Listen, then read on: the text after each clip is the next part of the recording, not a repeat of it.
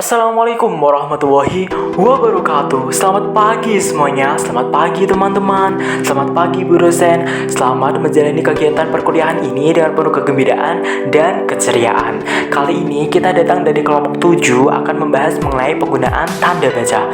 Pasti kalian sudah menunggu-nunggu kan? Wah, kapan nih penggunaan tanda baca dipresentasikan? Tenang kalian semuanya. Hari ini juga kita akan belajar bersama-sama mengenai penggunaan tanda baca.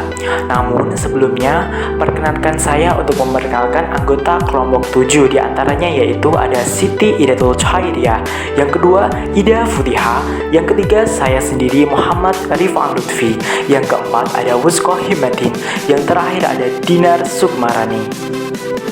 Baik semuanya, kita akan masuk ke dalam pembahasan kita yang pertama mengenai pengertian tanda baca. Tanda baca adalah simbol yang tidak ada hubungannya dengan suara, kata, atau frasa dalam suatu bahasa. Tanda baca itu sendiri berperan menunjukkan sebuah struktur tulisan, intonasi, dan jeda pada pembaca. Para ahli berbicara mengenai pengertian tanda baca. Di antaranya yaitu, menurut Dr. Andes Abdullah, tanda baca adalah tanda yang digunakan untuk menjelaskan maksud penulis agar informasi yang disampaikan sebagai tanda serah terima oleh pembaca.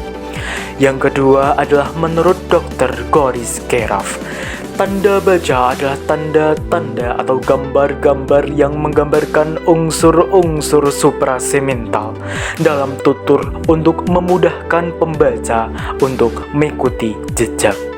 Yang nomor 3 adalah menurut Profesor Dr. D.P. Tampu Bolon, tanda baca adalah lambang-lambang tulisan yang dipergunakan oleh penulis untuk melambangkan berbagai aspek bahasa lisan yang bukan bunyi bahasa atau fonem-fonem.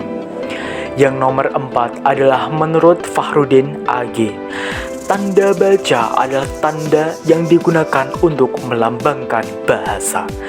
Yang terakhir adalah menurut KBBI, tanda baca adalah tanda yang digunakan dalam sistem ejaan seperti titik, koma, dan lain sebagainya. Baik semuanya, kita akan masuk ke dalam macam-macam tanda baca. Yang pertama ada tanda petik tunggal. Tanda petik tunggal dipakai untuk mengapit petikan yang terdapat dalam petikan lain. Seperti contoh, tanya dia, kau dengar bunyi kering-kering tadi? Berikutnya, tanda petik tunggal dipakai untuk mengapit makna terjemahan atau penjelasan kata atau ungkapan. Seperti contoh, kata tergugat, yang digugat. Berikutnya adalah tanda kurung. Tanda kurung dipakai untuk mengapit tambahan keterangan atau penjelasan. Seperti contoh, dia memperbajang surat izin mengemudi atau SIM. Tanda kurung dipakai untuk mengapit keterangan atau penjelasan yang bukan bagian utama kalimat. Seperti contoh, sajak Trenggono yang berjudul Ubud. Dalam kurung, nama tempat yang terkenal di Bali, ditulis pada tahun 1962.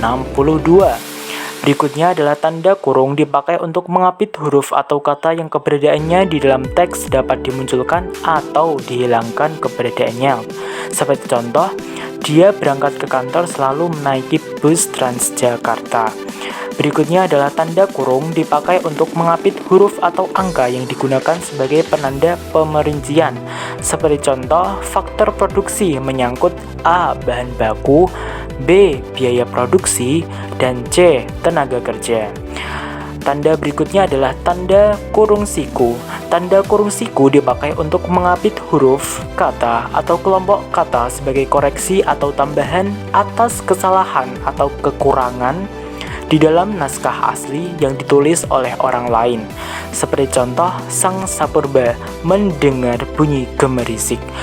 Contoh berikutnya adalah penggunaan bahasa dalam karya ilmiah harus sesuai dengan kaidah bahasa Indonesia. Berikutnya adalah tanda kurung siku dipakai untuk mengapit keterangan dalam kalimat penjelas yang terdapat dalam tanda kurung. Seperti contoh, persamaan kedua proses itu. Dalam kurung, perbedaannya dibicarakan di dalam bab 2. Lihat halaman 35 sampai 38. perlu dibentangkan di sini. Berikutnya ada tanda garis miring. Tanda garis miring dipakai dalam nomor surat, nomor pada alamat, dan penandaan masa 1 tahun yang terbagi dalam 2 tahun takwim. Seperti contoh, nomor 7 garis miring PK, garis miring 2, garis miring 2013, Jalan Keramat 3, garis miring 10. Berikutnya adalah tanda garis miring dipakai sebagai pengganti kata dan atau serta setiap. Seperti contoh, mahasiswa garis miring mahasiswi dikirimkan lewat darat garis miring laut, yang dibaca menjadi mahasiswa dan mahasiswi dikirimkan lewat darat atau lewat laut. Berikutnya adalah tanda garis miring dipakai untuk mengapit huruf kata atau kelompok kata sebagai koreksi atau pengurangan atas kesalahan atau kelebihan di dalam naskah asli yang ditulis oleh orang lain.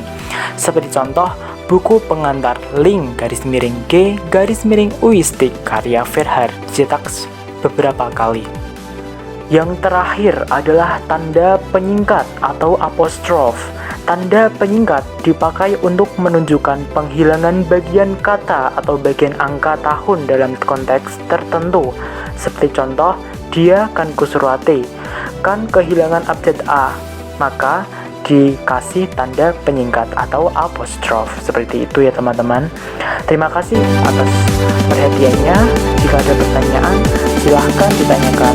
Dari kami, wassalamualaikum warahmatullahi wabarakatuh.